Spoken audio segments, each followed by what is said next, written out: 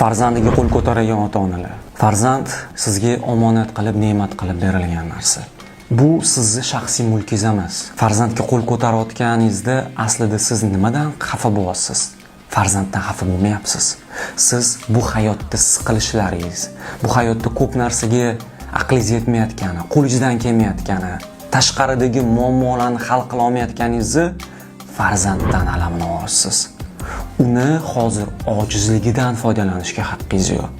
Ha, u hozir kichkina, ha, o'zini himoya qila olmaydi. Va siz mana shu pozitsiyangizdan foydalanyapsiz.